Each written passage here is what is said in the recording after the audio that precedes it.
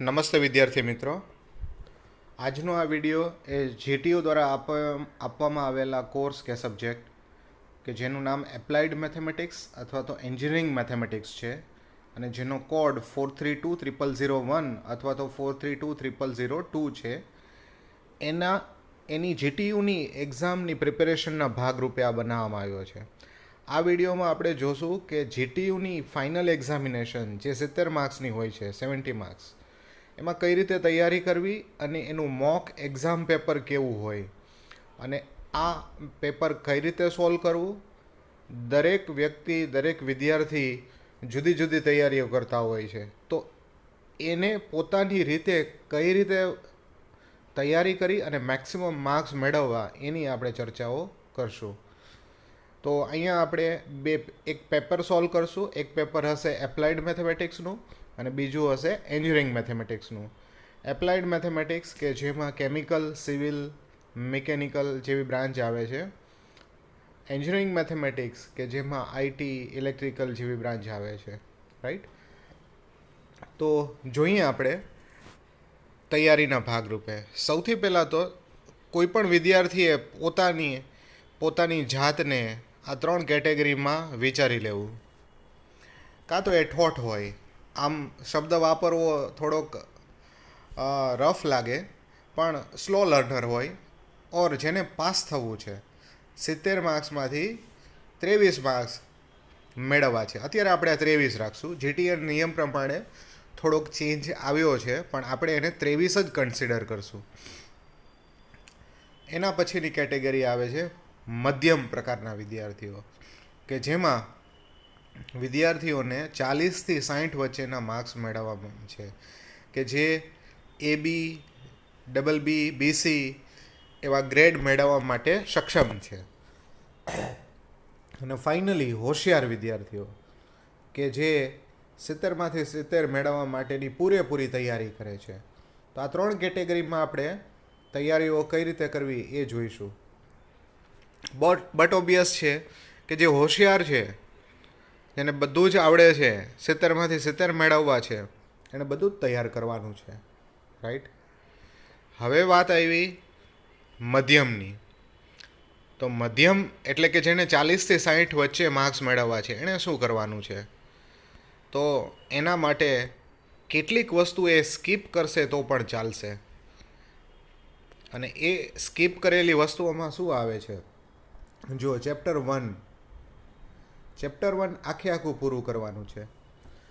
જ્યારે આપણે applied mathematics કે એન્જિનિયરિંગ મેથેમેટિક્સની વાત કરીએ ત્યારે બંને કોર્સમાં, સબ્જેક્ટમાં એકમાત્ર તફાવત છે 5મું ચેપ્ટર, 5th ચેપ્ટર.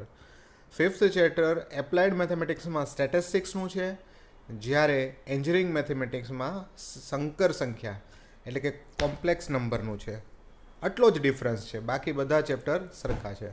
તો પહેલું ચેપ્ટર આખું એટલે કે મેટ્રિક્સ આખું કરવાનું છે, જેમાં મેટ્રિક્સ ઓપરેશન, એના સરવાળા, બાદબાકી, ગુણાકાર, adjoint of A matrix, inverse of A matrix અને છેલ્લે સમીકરણો ઉકેલો.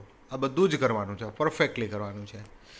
ચેપ્ટર 2 પણ એણે આખું કરવાનું છે, વિકલન, ડિફરન્શિએશન.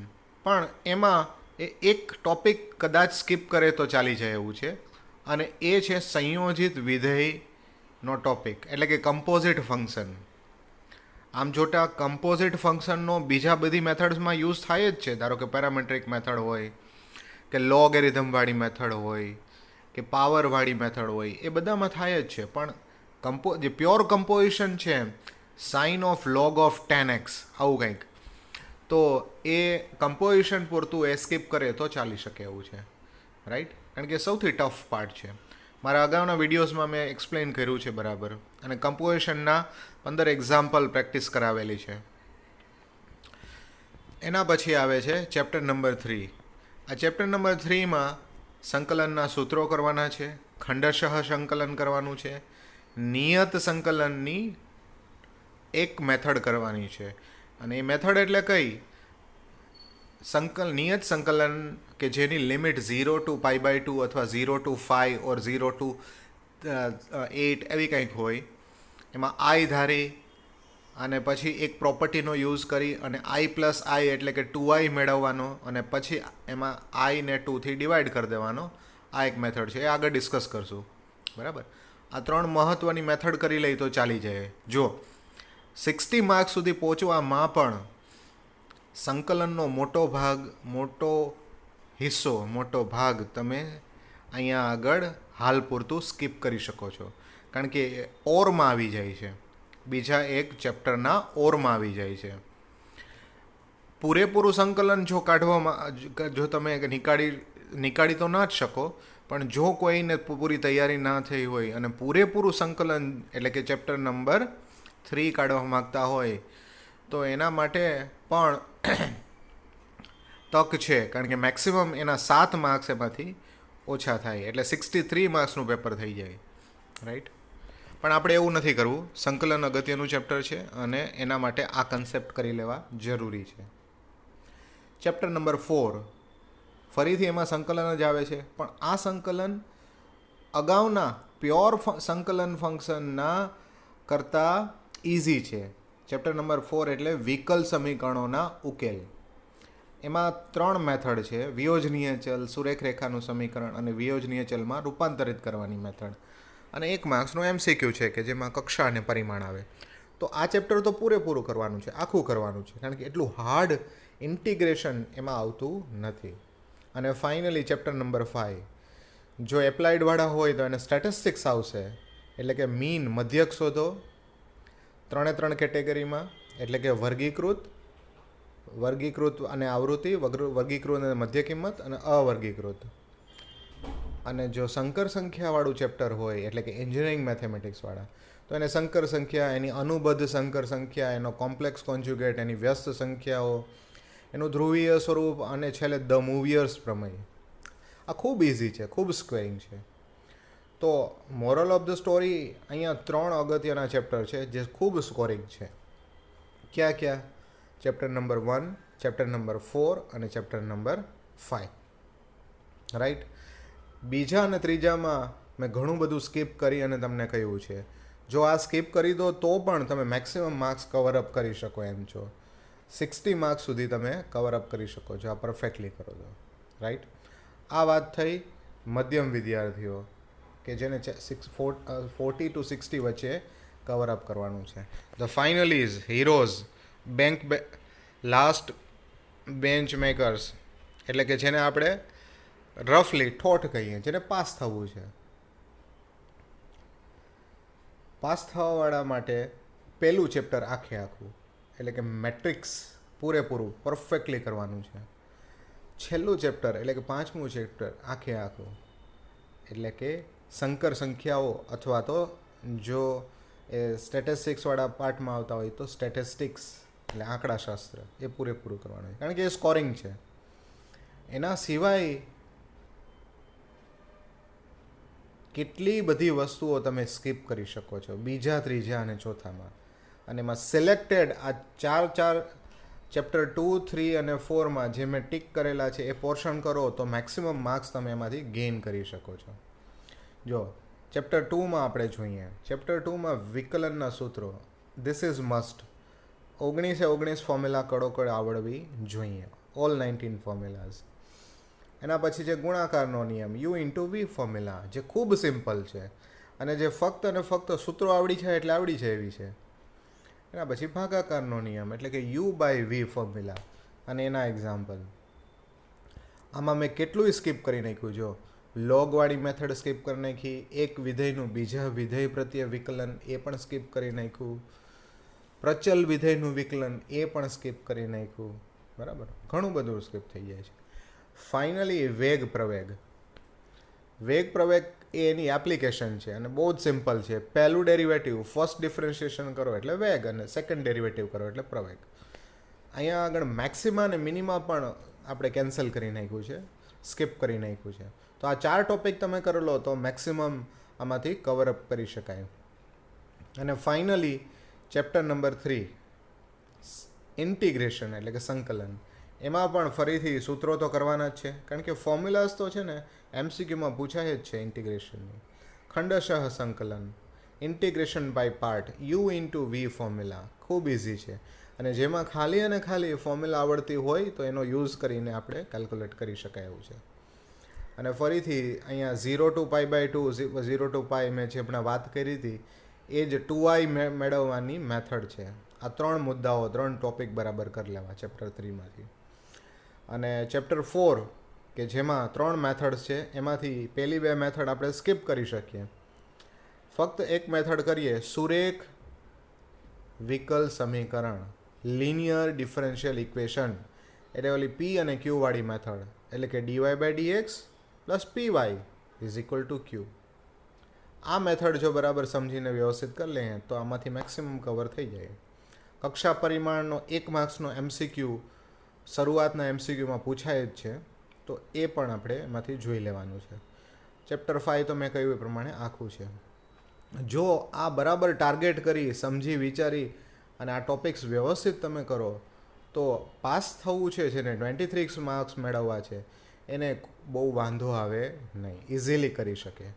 પણ પછી એવું ના થાય કે ચેપ્ટર 1 અને 5 જે આખે આખું કરવાનું છે એમાં કંઈ કચાશ રહી જાય, કારણ કે એ જ તો મેઇન સ્કોરિંગ ચેપ્ટર્સ છે, એ જ તો મેળવવાના છે, રાઈટ?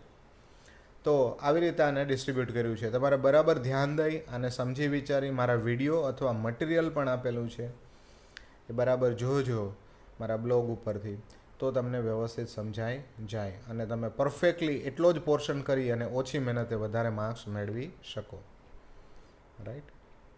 ચાલો, so let's jump into the actual question paper. Actual question paper કે જે જીટીયુમાં આપણને 70 માર્ક્સમાં પૂછાય છે. સૌથી પહેલાં આપણે એપ્લાઇડ મેથેમેટિક્સ કે જેનો કોડ 432001 છે એની ચર્ચા કરશું. હવે જો એન્જિનિયરિંગ મેથેમેટિક્સવાળા માટે પણ આ જ લાગુ પડે છે. ફર્ક ક્યાં પડશે? એપ્લાઇડવાળાને જે સ્ટેટિસ્ટિક્સના એક્ઝામ્પલ આવશે એની બદલે એન્જિનિયરિંગવાળાને સંકર સંખ્યાઓ એટલે કે કોમ્પ્લેક્સ નંબરના એક્ઝામ્પલ આવશે, બરાબર? જ્યાં જ્યાં આવતા જશે ત્યાં હું તમને સમજાવતો જઈશ. જો હવે આ ક્વેશ્ચન, આમાં સિમ્પલ કેલ્ક્યુલેટર પરમિસિબલ છે તો એ તમારે રાખવાનું છે સાથે. સાયન્ટિફિક અલાઉડ નથી, કહેવાની જરૂર નથી. તમને ક્યાંય પણ ભૂલ જણાતી હોય ક્વેશ્ચન પેપરમાં ગમે ત્યારે તો હંમેશા યાદ રાખવું કે ઇંગ્લિશ વર્ઝન ઇઝ ઓથેન્ટિક. ઇંગ્લિશમાં જે લખેલું હશે એને સાચું ગણીને સોલ્વ કરવું, જો કોઈ સુધારો ના આવે તો, રાઈટ? જો ટોટલ 5 ક્વેશ્ચન હશે, 5 questions, and each question carries 14 marks. 14 × 5 = 70, 14 × 5 = 70, right? પહેલો ક્વેશ્ચન કમ્પ્લીટલી MCQ, બધા જ MCQ હશે કે જેમાં બધા જ ફાવી જાય છે, રાઈટ? 1 2 3 4 5 અને આ દરેક MCQ પણ કયા ચેપ્ટરમાંથી પૂછવું એ ખૂબ સરસ રીતે સ્પેસિફાઈ કરેલું છે. જીટીયુનું આ બંને કોર્સ માટેનો ક્વેશ્ચન પેપર ફોર્મેટ વેબસાઇટ ઉપર અવેલેબલ છે, મારા બ્લોગ ઉપર પણ અવેલેબલ છે, તો તમે જોઈ શકો છો. જો સૌથી પહેલો ક્વેશ્ચન, આ ક્વેશ્ચન ફિક્સ જ હશે, મેટ્રિક્સમાંથી જ પૂછાશે. પહેલો, બીજો, ત્રીજો, ચોથો, આ ફર્સ્ટ 4 હશે એ મેટ્રિક્સ એટલે કે યુનિટ 1માંથી જ પૂછાશે. કોઈ પણ મેટ્રિક્સનો આપણે આ દરેક ક્વેશ્ચન એવી રીતે જોતા જશું, સોલ્વ કરતા જશું કે આના જેવો ક્વેશ્ચન પૂછાય તો પણ તમને આવડી જાય. ઓર્ડર શોધવાનો હોય, ઓર્ડર એટલે કક્ષા, ગુજરાતી આપેલું હશે. અહીંયા આગળ આ મોડલ ક્વેશ્ચન પેપર બનાવ્યું છે એટલે એમાં ગુજરાતી અહીંયા ટાઈપ કરેલું નથી. એકચ્યુઅલ જીટીયુનું પેપર હશે એમાં ગુજરાતી સાથે સાથે ટાઈપ કરેલું હશે જ. ઓર્ડર ઓફ એ મેટ્રિક્સ એટલે કે એની કક્ષા. કક્ષા શું છે? કક્ષા એટલે રો અને કોલમ. પહેલાં રો આવે પછી કોલમ આવે. જો કેટલાય મૂંઝાઈ જાય, આમાં રો કેટલી છે? 1 and 2 અને કોલમ કેટલી છે? 1 2 and 3. તો કેટલાય લોકો કોલમ અને રોમાં કન્ફ્યુઝ થઈ જાય કે પહેલાં રો આવે કે પહેલાં કોલમ આવે. માઇન્ડ વેરી વેલ, પહેલાં રો જ આવે અને પછી જ કોલમ આવે. So it is 2/3. Answer is 2 × 3. Second question. If A is any square matrix, then A minus A transpose is what? Square matrix એટલે ચોરસ શ્રેણિક હોય, તો A minus A ટ્રાન્સપોઝ શું હોય? તો આપણે એનો ટ્રાન્સપોઝ કરીને જોવું પડે, રાઈટ. અને જો એ માઇનસ એ ટ્રાન્સપોઝ કરીએ આપણે ઇન જનરલ જ ટોક કરીએ, એ માઇનસ એ ટ્રાન્સપોઝ અને એનો ફરીથી ટ્રાન્સપોઝ. તો આ ટ્રાન્સપોઝ બંનેને લાગુ પડશે, એટલે પહેલાં એને ટ્રાન્સપોઝ લાગશે અને ફરીથી એ ટ્રાન્સપોઝ અને એનો પાછો ટ્રાન્સપોઝ, ડબલ ટ્રાન્સપોઝ, આવું થઈ ગયું ને. અને આપણે જાણીએ છીએ ટ્રાન્સપોઝ મતલબ દરેક રોને કોલમમાં ફેરવી નાખવી, અને 2 વખત આવું થાય તો એ મેટ્રિક્સ પોતે જ થઈ જાય. એટલે એ થઈ જશે એ ટ્રાન્સપોઝ માઇનસ એ, એ ટ્રાન્સપોઝ માઇનસ એ. હવે જો મેટ્રિક્સ હતો એ માઇનસ એ ટ્રાન્સપોઝ અને થઈ ગયો એ ટ્રાન્સપોઝ માઇનસ એ, એટલે આનો વિરોધી થઈ ગયો ને, એનો વિરોધી થઈ ગયો. કોનો વિરોધી થઈ ગયો? એ માઇનસ એ ટ્રાન્સપોઝનો ઓપોઝિટ મેટ્રિક્સ થઈ ગયો. અને આપણી પાસે એક ડેફિનેશન છે જ કે જ્યારે કોઈ પણ મેટ્રિક્સ, અને હું બી કહી દઉં આખાને, નો ટ્રાન્સપોઝ કરવામાં આવે અને જો એ માઇનસ બી આપે તો એને સ્ક્યુ સિમેટ્રિક કહેવાય. તો આ મેટ્રિક્સ કેવો થઈ ગયો? Skew symmetric, right. તો અહીંયા આગળ આન્સર આવશે ડી, સ્ક્યુ સિમેટ્રિક, એટલે કે વિસંમિત શ્રેણિક. હવે આ જ ક્વેશ્ચન આવી રીતે પૂછાય તો કે એ પ્લસ એ ટ્રાન્સપોઝ એ કેવો મેટ્રિક્સ હશે? એ પ્લસ એ ટ્રાન્સપોઝ એ કેવો મેટ્રિક્સ હશે? તો આ કેવો મેટ્રિક્સ છે જાણવા માટે આપણે એનો ટ્રાન્સપોઝ કરી નાખીએ. જો એનો ટ્રાન્સપોઝ કરીએ તો પહેલાં આવે એ ટ્રાન્સપોઝ અને પછી આવે એ ટ્રાન્સપોઝ ટ્રાન્સપોઝ, એટલે 2 રો ને કોલમમાં ફેરવો અને ફરીથી પાછી રો ને કોલમમાં ફેરવો તો મૂળભૂત મેટ્રિક્સ મળી જાય. એટલે કે એ ટ્રાન્સપોઝ પ્લસ એ જ મળી જાય, રાઈટ. તો હતો એનો એ જ મળી જાય. તો હતો એનો એ એટલે કે એક બી મેટ્રિક્સ હતો અને એનો ટ્રાન્સપોઝ કર્યો તો ફરીથી બીનો બી જ મળ્યો. એનો મતલબ થયો કે સિમેટ્રિક મેટ્રિક્સ છે. It is A symmetric matrix. આ જો પૂછ્યું હોય તો એના માટેની વાત છે, રાઈટ.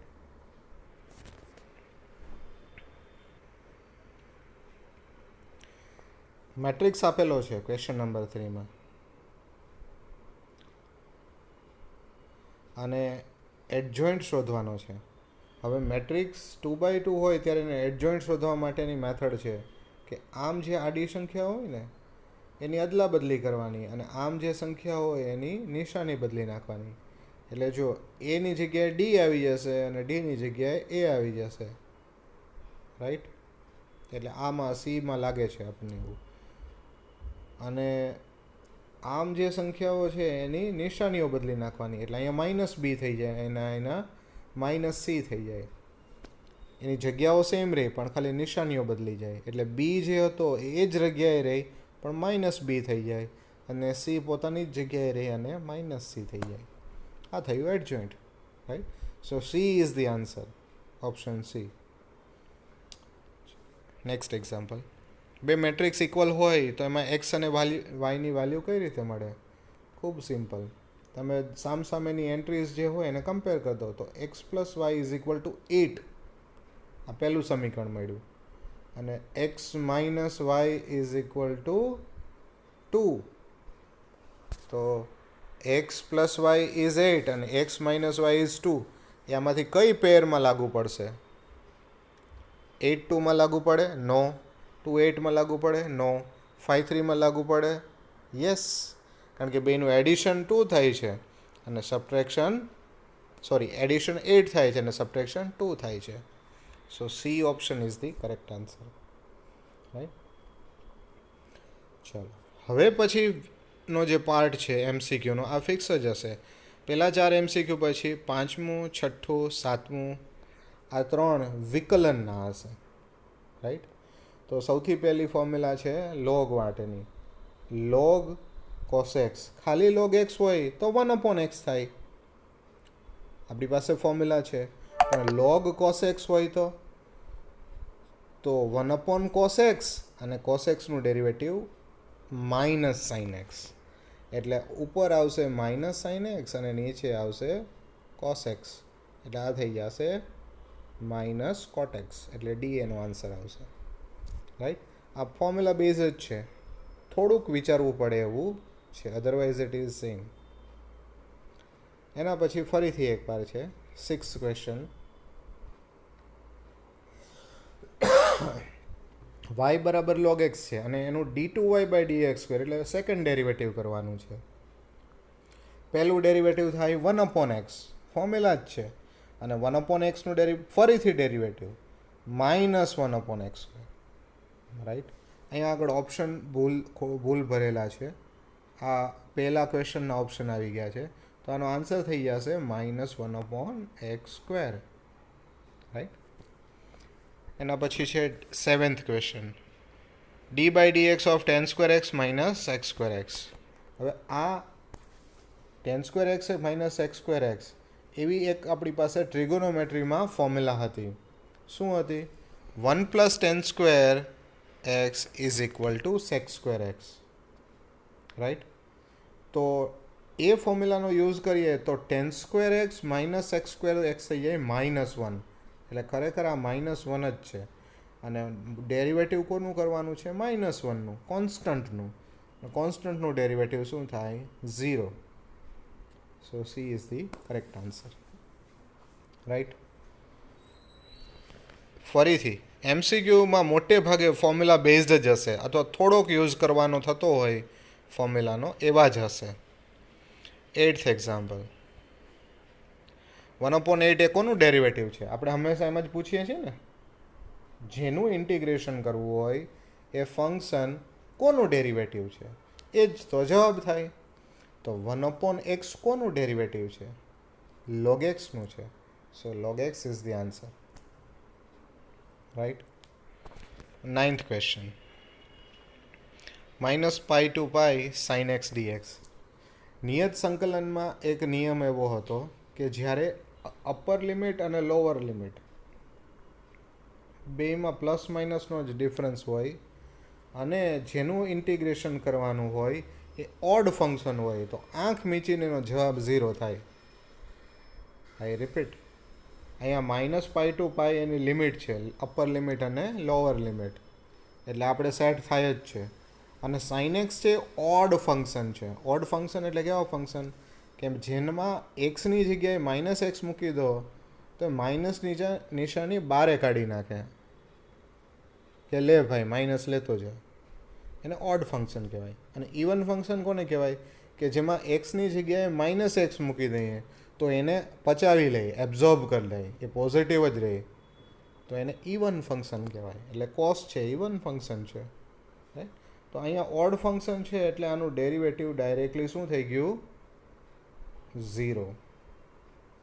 હવે જો અહીંયા cos x હોત તો આ 0 ના થાત, તો એના માટેની જુદી એક મેથડ છે, ટ્વાઇસ ઓફ 0 to π, એટલે આને ડબલ કરી નાખવાનું અને એની લિમિટ 0 થી π કરી નાખવાની. -π to π હોય તો 0 to π કરી નાખવાનું, -π/2 to π/2 હોય તો 0 to π/2, એટલે અડધી કરી નાખવાની, અને પછી ફંક્શન એનું એ મૂકી દેવાનું. બરાબર. એટલે કોસ હોત તો અહીંયા કોસ થઈ જાત. રાઈટ. ચાલો હવે 2x + 1નું ઇન્ટિગ્રેશન વેરી સિમ્પલ. 2 તો કોન્સ્ટન્ટ છે, એમનો એમ જ રહે. આ પણ ફોર્મ્યુલા બેઝડ જ છે. એક્સનું થઈ જાય x²/2, એટલે 2 2, એક્સનું x²/2, અને 1નું થઈ જાય એક્સ. તો આ 2 2 કેન્સલ, એટલે આ થઈ ગયું x² + x. Answer is option C. Right. ચાલો, ફોર્મ્યુલાની થોડી એપ્લિકેશન આપણે સમજી લીધી હોય તો આ બધું જ મોસ્ટલી આવડી જાય. ચોથા ચેપ્ટરનો MCQ, આનો એક MCQ મોસ્ટલી હોય જ છે દરેક એક્ઝામમાં, અને એ ફિક્સ જ છે. એમાંથી શું પૂછે? કક્ષા અને પરિમાણ, એટલે કે ઓર્ડર એન્ડ ડિગ્રી. ઓર્ડર કોને કહેવો? સૌથી વધુ વખત ડેરિવેટિવ થયું હોય એનો ઓર્ડર કહેવાય. જો અહીંયા d2y/dx² છે એટલે 2, અને d3y/dx³ છે એટલે 3, તો કેટલી વાર મેક્સિમમ ડેરિવેટિવ થયું? 3 ટાઈમ્સ. તો 3 એનો ઓર્ડર થયો, એટલે કે એની કક્ષા થઈ. અને એ જે પદ મળ્યું આપણને એને ફિક્સ કરી દેવાનું, એનો જે પાવર હોય એ એનો પરિમાણ થયો, એટલે કે 2. So option C 3,2. Option C 3,2. This is the answer, right?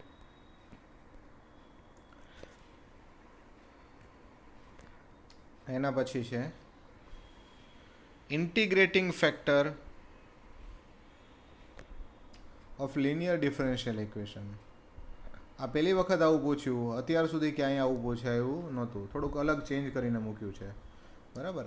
IF integrating factor એટલે આઈએફ એ ક્યાંથી મળે? આઈએફની એક પર્ટિક્યુલર ફોર્મ્યુલા છે.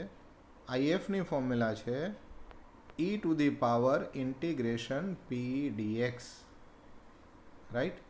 તો આ થઈ જશે e to the power p. કોને કહેવો? તો પી એટલે કે વાય સાથે જે મલ્ટિપ્લિકેશનમાં હોય એને પી કહેવો. તો અહીંયા પી છે 1/x, એટલે આ થઈ ગયો 1/x dx. અને 1/xનું ઇન્ટિગ્રેશન શું થાય? log x થાય. તો આ થઈ ગયું e પાવર log x. હવે log x નો બેઝ પણ શું હોય? પાછો e જ છે. આ e બંને કેવા છે? સમાન. તો આનો આન્સર થઈ ગયો x. હવે આ જે મેં સોલ્વ કર્યું એ ફિક્સ છે, ફિક્સ. મોટા ભાગના બધા જ એક્ઝામ્પલમાં આ જ પેટર્ન ફોલો થાય છે. e ઉપર log પાવર થાય અને log સાથે જે પણ હોય એ જ એનો આન્સર છે. એટલે જો તમે પહેલી વાર સોલ્વ કરતા હો તો ગભરાવું નહીં, આ ફિક્સ પેટર્ન છે, રાઈટ.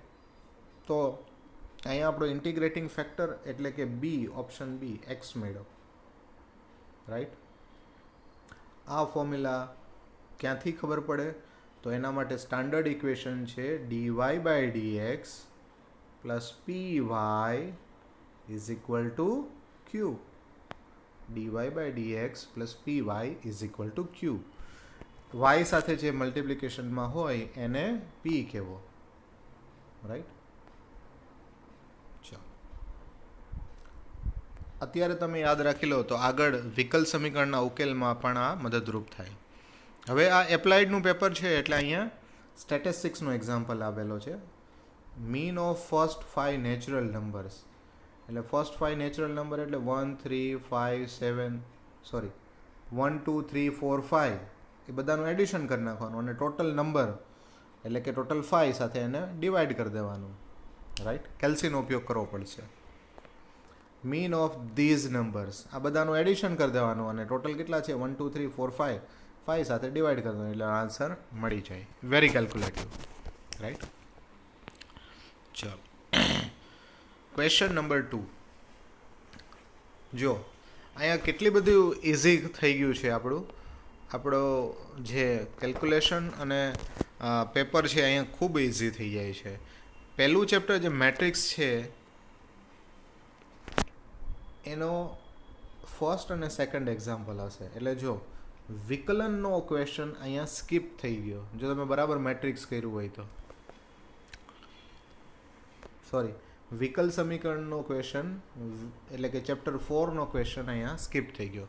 એટલા જ માટે મેં ઠોઠ વિદ્યાર્થીઓ માટે પણ કહ્યું છે કે મેટ્રિક્સ બરાબર કરવું.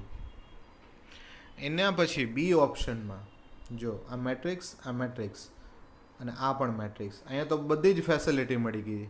એટલે આ પૂરેપૂરું મેટ્રિક્સથી જ ઇન્વોલ્વ છે, બરાબર, રાઈટ. ચલો, કોઈ પણ બે મેટ્રિક્સ આપેલા હોય એ અને બી અને એના પરથી એ ઇન્ટુ બી શોધવાનું હોય, બરાબર, એની વાત હવે કરવાની છે. એનું સોલ્યુશન માટે આપણે નીચે જઈએ, આગળ ઉપર આપેલું જ છે.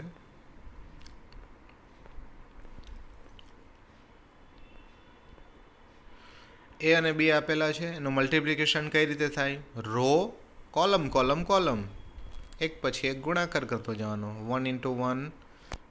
અને આ જે ડાયરેક્શન આપી છે પહેલી રો પછી કોલમ કોલમ કોલમ એ અહીંયા આવશે, પછી પહેલી જ રો બીજી કોલમ એના મલ્ટિપ્લિકેશન એડિશન અહીંયા આવશે, અને પહેલી જ રો ત્રીજી કોલમ મલ્ટિપ્લિકેશન એડિશન અહીંયા આવશે. અને એવી જ રીતે સેકન્ડ રો અને first column, second row second column, second row third column એ અહીંયા આવશે. જે આઉટપુટ મેટ્રિક્સ મળે છે એનું સ્ટ્રક્ચર કેવું હશે એ બરાબર સમજવું જરૂરી છે, નહીંતર ક્યાંય ને ક્યાંય સંખ્યા મુકાઈ જાય. કારણ કે જો એનો ઓર્ડર શું છે 2x3, બીનો ઓર્ડર શું છે 3x3, તો વચ્ચેની જે સંખ્યાઓ છે 3 3 છે એ ઇક્વલ છે. તો જેમ નવો મળશે મેટ્રિક્સ એનો ઓર્ડર હશે 2x3, એટલે એની ખાલી જગ્યાઓ મૂકી અને ત્યાં જ સંખ્યાઓ મૂકવી. Otherwise this is purely calculative. હા, તમે કેલ્સીથી ગણતરી કરો એટલે આન્સર મળી જાય. આમાં પૂરા માર્ક્સ મેળવવા હોય તો આ આન્સર તમારે વેરીફાઈ કરવો ખૂબ જરૂરી છે કેલ્ક્યુલેશન કર્યા પછી. કેલ્ક્યુલેશન કર્યા વિના એમનેમ તમે એક્ઝામિનર માટે આન્સર આમ મૂકીને આવતા રહો એનો કોઈ મતલબ રહેશે નહીં. આન્સર તો બધાને મળશે પણ પરફેક્ટ આન્સર મળવો ખૂબ અગત્યનો છે. રાઈટ, ચલો 2A નો ક્વેશ્ચન નંબર 2. આમાં એડજોઇન્ટ એ શોધવાની એ ઇન્વર્સ શોધવાની વાત છે. તો એ ઇન્વર્સ કઈ રીતે મળશે? પહેલાં મેટ્રિક્સ આપેલો હોય એનો ડિટર્મિનન્ટ શોધીએ. ડિટર્મિનન્ટ એટલે ક્રોસ મલ્ટિપ્લિકેશન, એટલે 1 × 3 અને 2 × -2, બરાબર, બે વચ્ચે માઇનસ જ આવે. આ 7 મળશે અને 7 નોન ઝીરો છે અને એટલા જ માટે એ ઇન્વર્સ શક્ય બને છે. શક્ય બને તો આગળ વધીએ. એટલે હવે એડજોઇન્ટ પણ શોધી લઈએ. એડજોઇન્ટ માટે હમણાં જ વાત કરી હતી, આમ જે સંખ્યાઓ હોય એની અદલા બદલી કરવાની છે અને આમ જે સંખ્યાઓ એની નિશાની જ બદલવાની છે. તો જો 1ની જગ્યાએ 3 આવી ગયો, 3ની જગ્યાએ 1 આવી ગયો, અને જે -2 હતો એ એની જગ્યાએ જ રહ્યો પણ પ્લસ થઈ ગયો, અને 2 એની જગ્યાએ જ રહ્યો પણ માઇનસ થઈ ગયો. રાઈટ, બે વસ્તુ મળી ગઈ. એટલે ઇન્વર્સની ફોર્મ્યુલાનો ઉપયોગ કરીએ.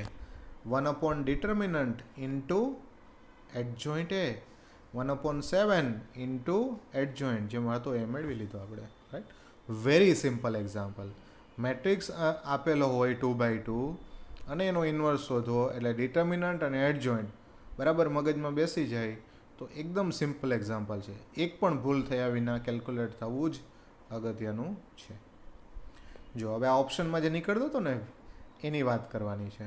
2A3 આ વિકલ સમીકરણમાંથી ક્વેશ્ચન આવ્યો છે. જો dy/dx + py = q, આવું જ દેખાય છે ને જે સમીકરણ છે.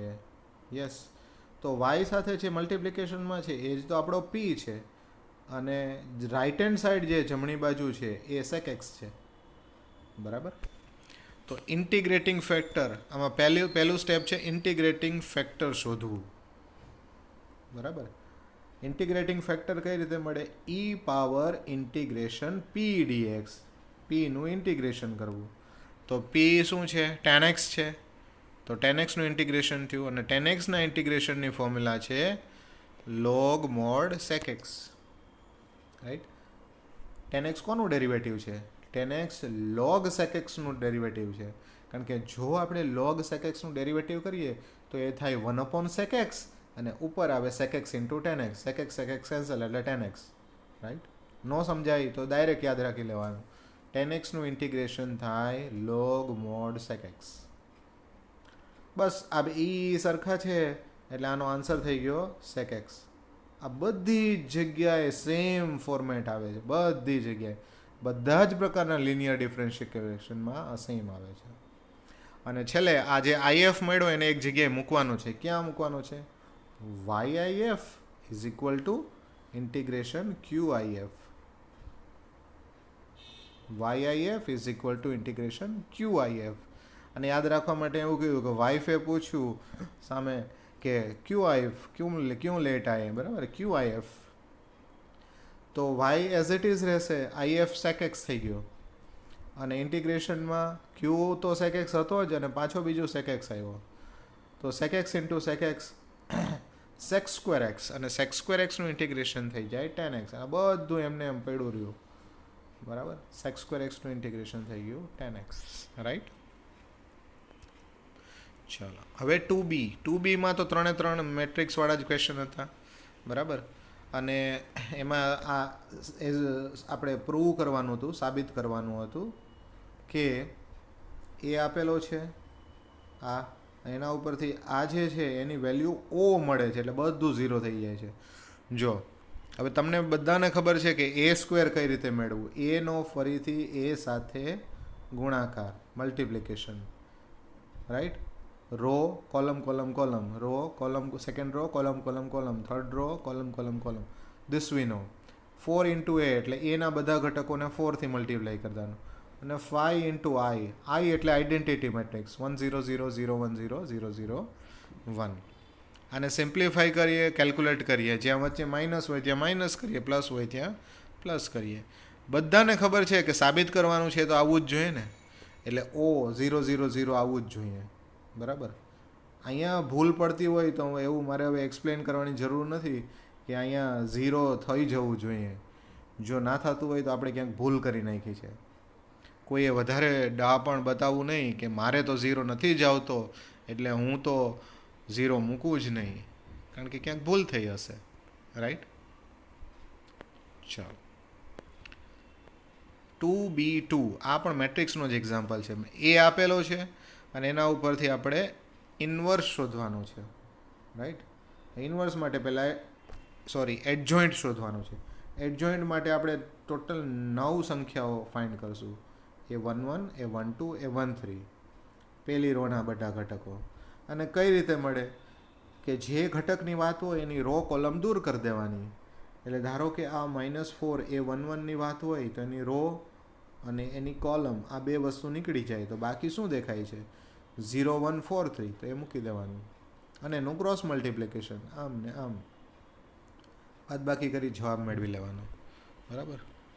હવે કેટલાય લોકોને આ સમજ નથી આવતી કે આ ફક્ત અને ફક્ત એડજોઇન્ટ શોધવો હોય 3/3નો ત્યારે જ કરવાનું છે. આ ડિટર્મિનન્ટ શોધવાનું કે નિશ્ચાયકનું મૂલ્ય શોધવાનું કે ત્યારે આ વસ્તુ કરવાની નથી. પણ એવું હોય ને મગજમાં જે છપાઈ ગયું હોય કે આ કરવું, આવું કંઈક આવે છે, આવું કંઈક આવે છે એટલે કરવાનું ચાલુ કરી દઈએ. અને જીટીયુના ક્વેશ્ચન પેપર આન્સર બુક્સમાં ઢગલો બંધ વિદ્યાર્થીઓ નિશ્ચાયક શોધવાનું કહ્યું હોય તો પણ આ A11 ને A12 ને A13 ને બધું શોધીને લઈ આવે છે. Right. So don't do that. આ A11, A12, A13, A21, A22, A23 હવે અમારે એક્સપ્લેન કરવાની જરૂર નથી. રો કોલમ દૂર કરતાં કરતાં જઈએ તો આવી રીતે મળે છે, એ મેળવી લીધું. હવે અમે ક્યાંય પ્લસ માઇનસનું કન્ફ્યુઝન નથી કર્યું, ખાલી અને ખાલી કિંમતો જ મેળવી છે. હવે આની પર 2 ઓપરેશન કરવાના છે. પહેલું, જે જ્યાં જગ્યાએ છે ત્યાં મૂકી દેવાનું. A11 12 12, 31 31, 32 33. પછી ટ્રાન્સપોઝ કરવાનો, એટલે કે પરિવર્ત શ્રેણિક મેળવવાનો. એટલે આની જે રો છે એને કોલમમાં ફેરવી નાખવાની. રાઈટ. રોને કેમાં ફેરવી નાખવાની? કોલમમાં. જો પહેલી રો -4 -1 4 તો એને મેં કોલમ કરી નાખી. એવી જ રીતે બીજી રો છે 3 0 4, એને મેં કોલમ કરી નાખી. And similarly so on. Right. આ પહેલું ઓપરેશન. હવે બીજું ઓપરેશન કે જે ટ્રાન્સપોઝ કરી દીધો એમાં 4 ડાયમંડ શેપમાં, આમ ચોકડી શેપમાં જે 4 સંખ્યાઓ દેખાય છે ને વચ્ચે વચ્ચે, એની ખાલી નિશાનીઓ બદલી નાખવાની છે. એટલે જો એ પ્લસ હોય તો એને માઇનસ કરી નાખવાનું અને જે માઇનસ હોય તો એને પ્લસ કરી નાખવાનું છે. એટલે જો અહીંયા થઈ ગયું, જ્યાં વચ્ચે 3 હતો ત્યાં શું થઈ ગયું? -3. -1 હતો એ +1, -4 હતો એ +4 અને -1 હતો 1 થઈ ગયો. જે મળે છે એ આપણો એડજોઇન્ટ છે. એટલે કે બધી જ 9 સંખ્યાઓ મળી જાય, એને શ્રેણિકમાં મૂકી દો. મૂકી દીધા પછી એનું ટ્રાન્સપોઝ કરી નાખો, એટલે કે રોને કોલમમાં ફેરવી નાખો અને આ 4 સંખ્યાઓની નિશાની બદલી નાખો. એટલે ખૂબ સરળ રીતે તમે એડજોઇન્ટ મેળવી શકો. This is I think the shortest method. જે વિદ્યાર્થીઓને પ્લસ માઇનસની ભૂલો થાય છે આમાં હવે થવાની શક્યતાઓ રહે નહીં. રાઈટ. સાબિત કરવાનું હતું કે મેટ્રિક્સ એ પોતે જ એડજોઇન્ટ બરાબર છે અને એ સાબિત થઈ ગયું. જો જે આપણને આપેલો હતો ને મેટ્રિક્સ એ આ જ છે એક્ઝેક્ટલી, એડજોઇન્ટ મેળવો એ. તો આ કેસમાં આ પર્ટિક્યુલર મેટ્રિક્સમાં એનો એડજોઇન્ટ અને મેટ્રિક્સ બંને કેવા છે? સરખા છે. જોઈ લઈએ આપણે. જો એ જો આવો જ છે. પહેલી રો શું છે? -4 -3 -3 છે ને, અહીંયા જોઈ લઈએ. -4 -3 -3, it is the same matrix. બરાબર. તો અહીંયા સાબિત થઈ ગયું. રાઈટ. અને ફાઇનલી ક્વેશ્ચન 2નો 3 ઓપ્શન. આ જીટીયુમાં દર વખતે પૂછાય જ છે, કારણ કે આ ન પૂછવું તો શું પૂછવું. મેટ્રિક્સની એપ્લિકેશન એટલે શું? સમીકરણો ઉકેલવા.